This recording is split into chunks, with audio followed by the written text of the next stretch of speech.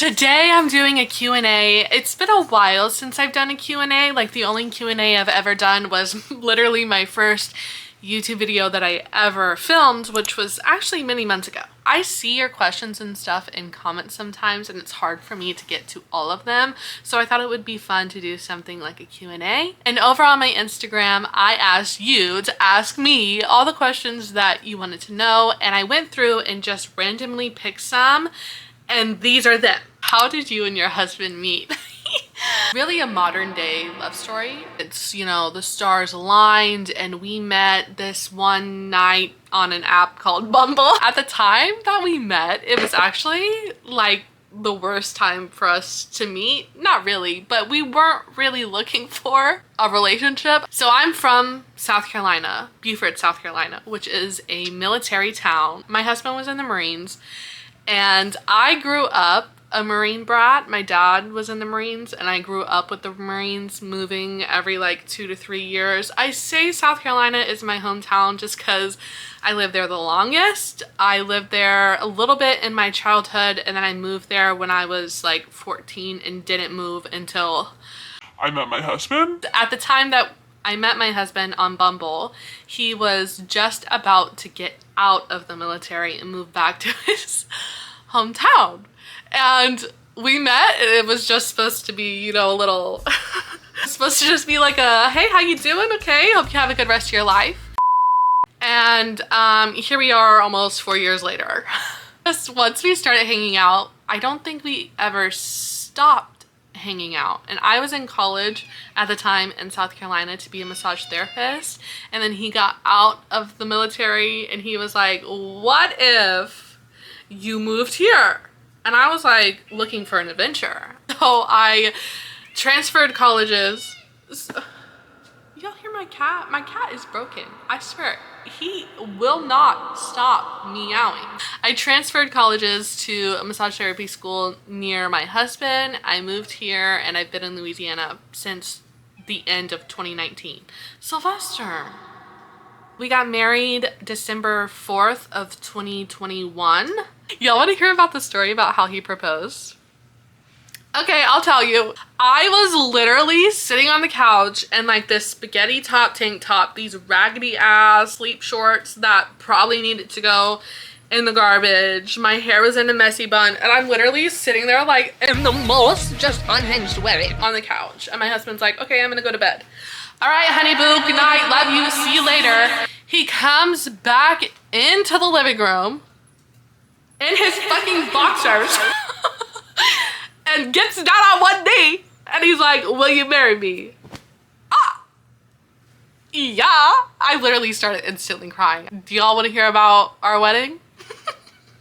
Okay, I'll tell you. It was literally in a garage at midnight on a whim. We signed the papers. That was literally it. Someone in our friend group happened to be an ordained minister. So he was able to marry us and sign the papers and we had 2 witnesses there and they just put it down. Here's a picture from the night we got married. That's my husband, that's me. And then Wesley is like wedged right in between us. And we were dancing to our first song, which was Lady May by Tyler Childers. And what's funny, And why you should never say never. it's because my husband is now a retired Marine and I grew up as a Marine brat, as a military child, and I said that I will never marry a Marine. Look at me now. The next person asked, physical, Kindle, or audio? I'm kind of a mixture of all. I have been loving audiobooks recently. Honestly, for the past 2 or 3 months, I have been binging a lot of audios. I listen to audiobooks on Audible. I know there's other ways of listening to audiobooks that is cheaper. I know Libby is an option. You just have to have a library card. And I think there's a waiting list also. That's like the main other audio app that I know. I know Spotify is doing audiobooks, but they're kind of weird with their audiobooks that you can only listen to a certain number of hours. And most of those hours don't even include one whole audiobook. It's easier to read on my Kindle in bed. And then I do have the physical books. I have a problem. I'm kind of ashamed to admit this. Most of the time I have two forms of the same book, whether it's on my Kindle or if it's the paperback or if it's audio in the paperback, but I usually always have the paperback. Did any of this make sense? Am I just rambling? Because that's what it sort of feels like. How was your high school experience? Nova! My 90-pound dog is under the bed, and it's literally just like a foot gap, and he like army crawls under there just to like pick at the carpet. He's so unhinged. High school was questionable. High school was weird. I went to a DoD school, Department of Defense school, until I was in 8th grade. Well, I finished 8th grade, and then my 9th grade year was my first year of public school. If you don't know what a DoD school is, it's just schools that are on military bases. So, you know, all the kids who live on the military base have a place to go to school. And it was fine. It was fun and dandy because every time I moved, there was always, like, I wasn't always just the new kid. There was a bunch of new kids, and it was easy to make friends because you're all in the same situation where you're moving around a lot and you just know how to make friends with the people who are there because they are in the same boat as you. In 8th grade, my parents got divorced and we had to move from South Carolina to Bumfuck nowhere, Tennessee. These people haven't seen an outsider their whole life, and it was my first year of high school, 9th grade, and I was like, it's going to be fine because I'm just like, I have no problem making friends. Girl, it was not fine. These people looked at me like I had a third eyeball in the middle of my head, like I did not belong here. And I think I made like one friend in my freshman year of high school, and I don't even really know if we were friends. I think I just kind of like followed her around and like she let me. The sports I played growing up was basketball, and I played basketball all through elementary school and middle school, and then I go to this school in Tennessee and I try out for the basketball team. And the coach literally looked at me and said, You know, these girls have been playing with each other their whole life. I just don't see how you would fit in on the team. Oh God. The only saving grace from my freshman year of high school was the fact that the whole school went to lunch at the same time and my sister was there, and like I infiltrated myself with my sister and her friend groups. My sister was able to make 2 pretty close friends, but some days if she had something to do during lunch and I had nowhere to sit and I was so scared to sit by myself, I would eat in the bathroom. Yes, that was me eating lunch in the bathroom. Oh, it was so not great. Also, it was kind of a rough time in my life because, you know, my parents are divorced. We moved from living all by ourselves into my grandfather's trailer, and it was a 3-bedroom trailer. Papa and my mama were living there, and then my aunt and my cousin were living there, and so me, my mom, and my sister all shared 1 bedroom. My mom slept in the walk-in closet, and me and my sister had a bunk bed. After freshman year, we were able to move back to South Carolina. I started my sophomore year back in my hometown, which was a military town, and there was a lot of military kids at this school because the DoD schools only went up to 8th grade. So all the kids who were going into 9th grade had to go out into public school anyway. So that was good. It was easier for me to make friends my sophomore year into my junior year.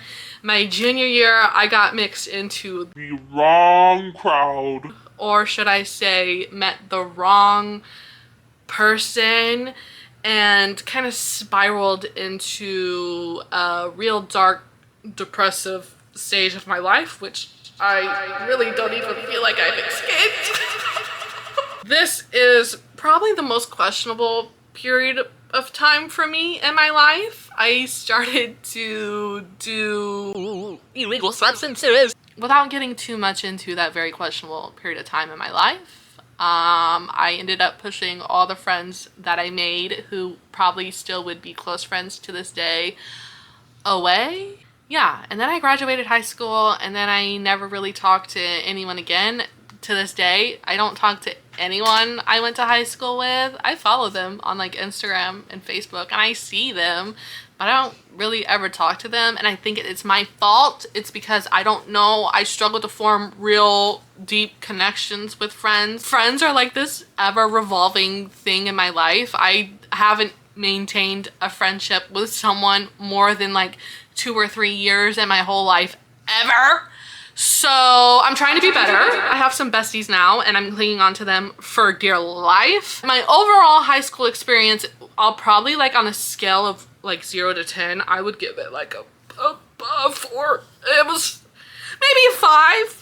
What is your top romantasy book that don't need spice, i.e. the plot is plotting? I'm so happy you asked this question, Nicole, because there's this one book that I think deserves more hype. I've talked about it a little bit on my TikTok, but I don't really see anyone talking about it. I'm gonna go grab it. I'm gonna be right back. Oh no, my battery's about to die. How rude.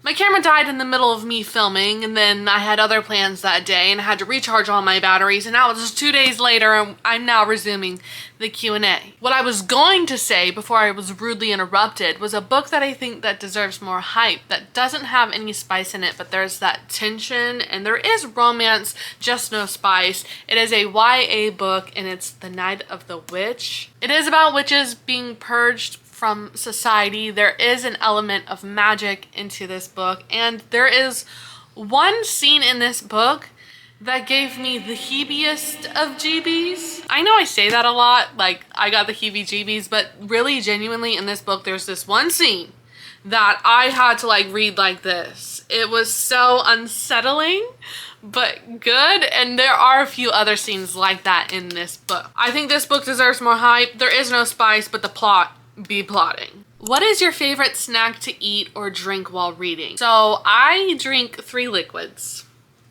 water, tea, and wine. For the most part, that's the majority of what I drink. Sometimes I do love a good glass of orange juice, and sometimes I do love a good margarita. But for the most part, those are the 3 drinks I'm drinking. And my favorite snack to eat while reading. This is a very delicate choice that you have to make, because you don't need something that's too distracting. You need a low maintenance snack that you can just grab and shove in your mouth. So most of the time, it's popcorn or like fruit. And popcorn is so versatile. You can have salty popcorn, you can have sweet popcorn, you can even have spicy popcorn if you wanted to. Like grapes, oranges, apples. Those are my top 3 favorite fruits at this current moment in time. Yes, Sylvester. First dark romance. My first dark romance ever was the Cat and Mouse series by H.G. Carlton, Haunting and Hunting Adeline, which, why are the titles so similar? Haunting and Hunting, Haunting, Hunting, Haunting, Hunting. I really started to get into reading around the beginning of January 2023, and I started with Colleen Hoover. And then I binged every standalone Colleen Hoover book, or close to every standalone. And this was at the point where I wasn't buying books like I have them now. I would buy maybe 1 or 2 books every pay period, and that's 2 to 4 books every month. And I would read them very slowly. I was a lot more of a casual reader than I am now, until I read the ACOTAR series, and that completely changed something in my brain chemistry, and it blew the doors wide open into being a full-blown book girly. And then that's when I joined Book Talk, and I learned about all these different popular books, and then everyone started to recommend me to read Haunting Adeline. And I didn't know anything about it. The thing about me is if I can go into a book blind, I'm gonna go into a book blind. Everyone told me that I wasn't prepared or that I needed to prepare myself to read the Cat and Mouse duet, but I wasn't, like, I didn't know what that meant. Like, I didn't know, like, what am I preparing myself for? But Haunting and Hunting Adeline were my first dark romance which is probably not a great place to start. Well, that's all the questions I have picked out for today. This has been fun. I want to get to know you more, and I want you to get to know me more. And my YouTube is my smallest platform at this point. I feel like it's easier for us to talk here. So my question for you is, what is the first book you ever read, or the book that really got you into reading?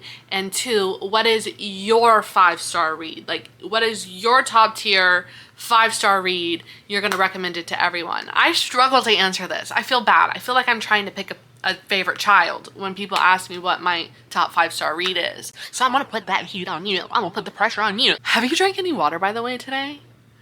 I haven't. I need to. So if I haven't, you probably haven't, or maybe I'm just gaslighting you. I don't know. But drink a damn glass of water. I'll do it with you. Let's do it right now.